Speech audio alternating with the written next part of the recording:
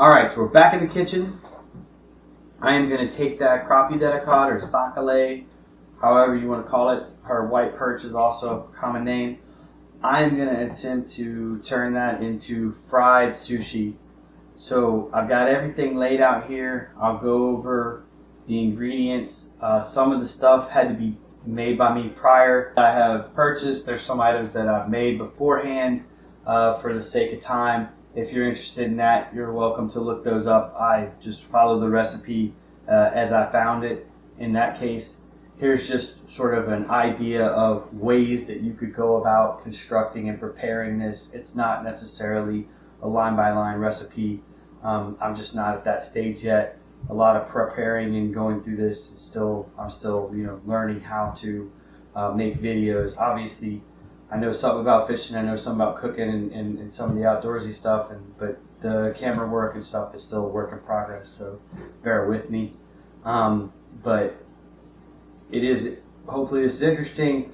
I'm going to take and make sushi out of the sakale. Let me give you a rundown of the ingredients that I'm using.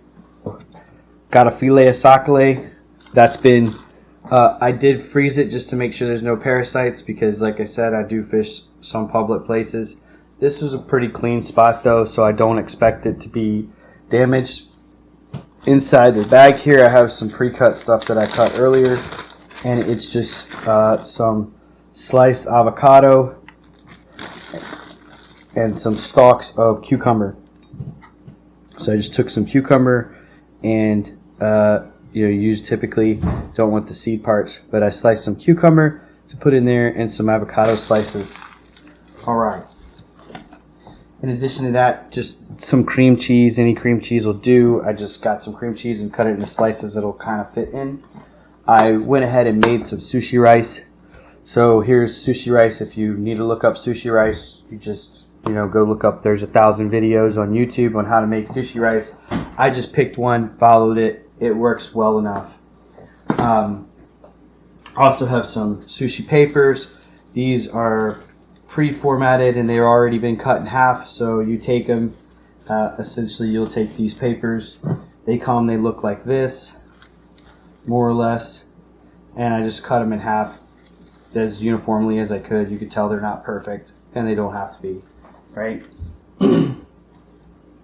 So I have a rolling mat over here. Let's see, I don't think you can see that.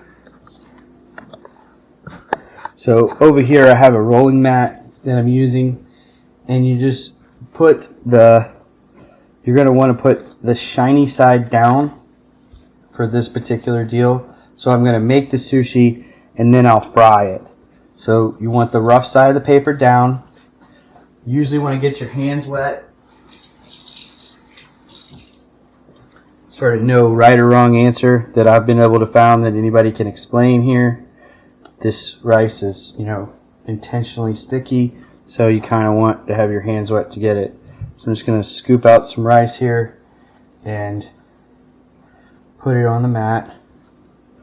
Hopefully it's still sticky. I made this last night and did sort of a trial run. And now we're just going to attempt to spread that out evenly as I can, but covering the mat for this particular type that I'm making, which I'm not even sure what the name is, to be honest. So we're gonna,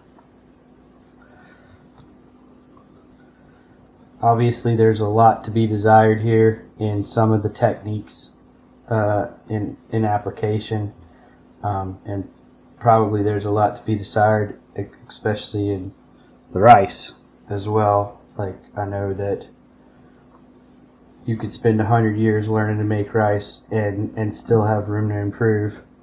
So hats off to anybody that's going to do all that type of work.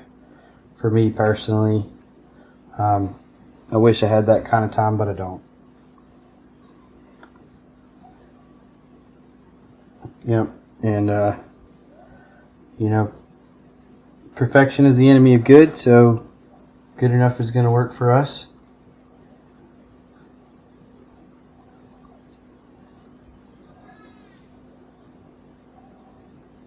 So once you kind of get a modest coat here, you can make it thicker. It's just gonna roll a little different, you know. So it'll probably be okay, but like I said, perfection's the enemy of good. So I'm just gonna make sure that's patted down a little bit. Wipe my hands one more time. And then what we're gonna do is we're gonna take this and I'm gonna flip it over. And I did wrap my rolling mat in saran wrap.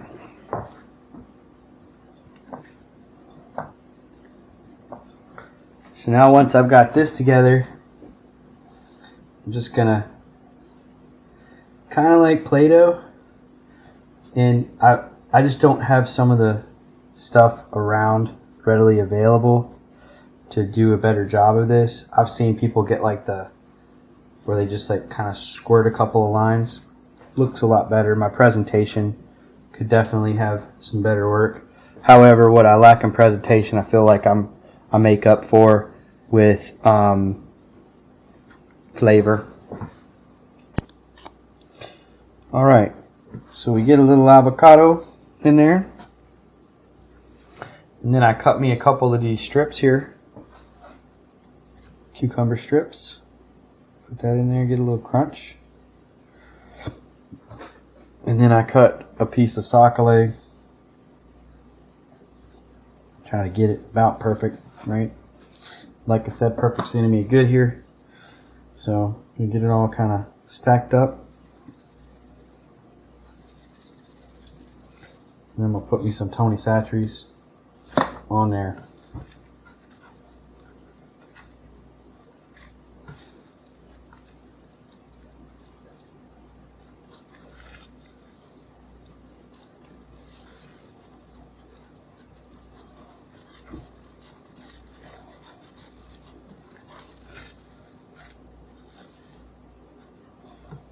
More or less, that's kind of what you want.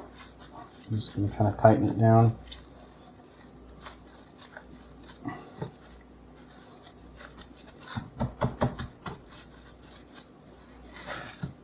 There you go. Alright, give me a second. We're going to get prepped up for phase 2 of what we got going on here. Alright, so next phase of this operation is I am going to start heating some oil in a skillet. I'm going to drop me an egg in a little bucket there.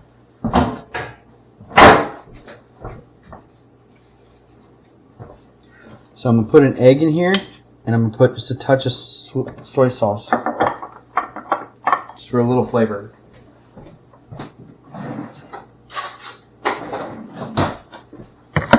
You take that egg,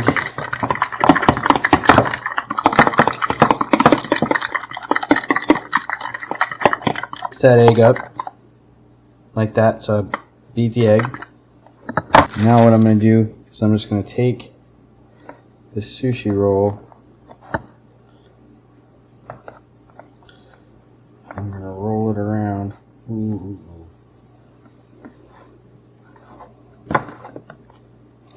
And roll it around in that, hope that it doesn't fall apart like that. Once I got it all dolled up, I've got a thing of breadcrumbs here. Not breadcrumbs, it's panko, Japanese breadcrumbs. So, we get that all straightened out.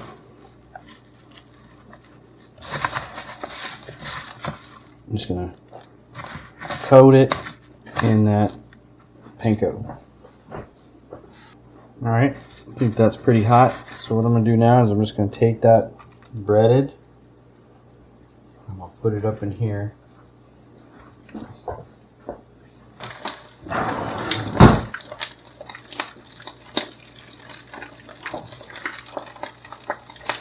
Once that gets going, just going to roll it.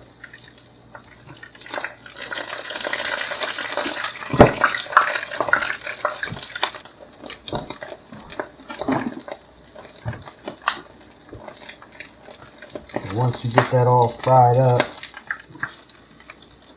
throw it on a cutting board. Definitely have a better have a sharp knife to cut these rolls.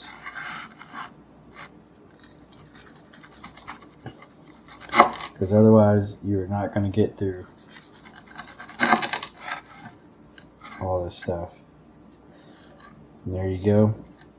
That's what it looks like. You can tell the fish isn't cooked, even though I cooked it.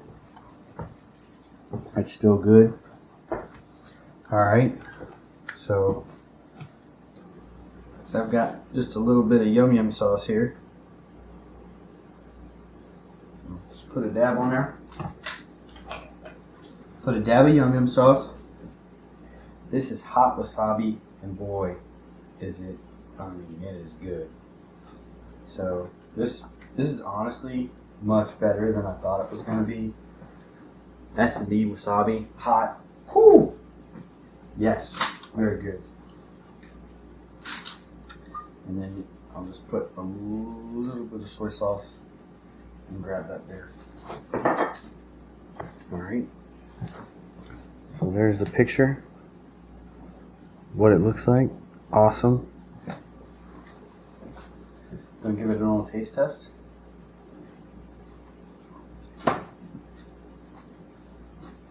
Mmm.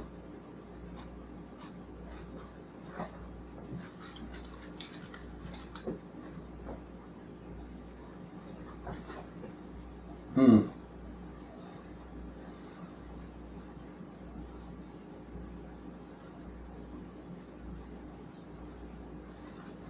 All I can say is, if you don't like that, you're crazy. Magnifique. Anyway, that's going to be it for the video, guys. Thanks for liking, sharing, subscribing.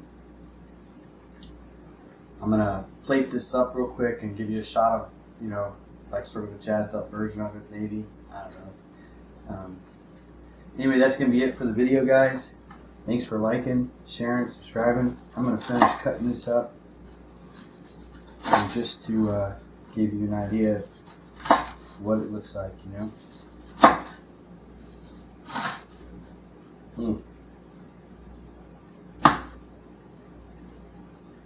Look at that. Boom. Perfection. Perfection.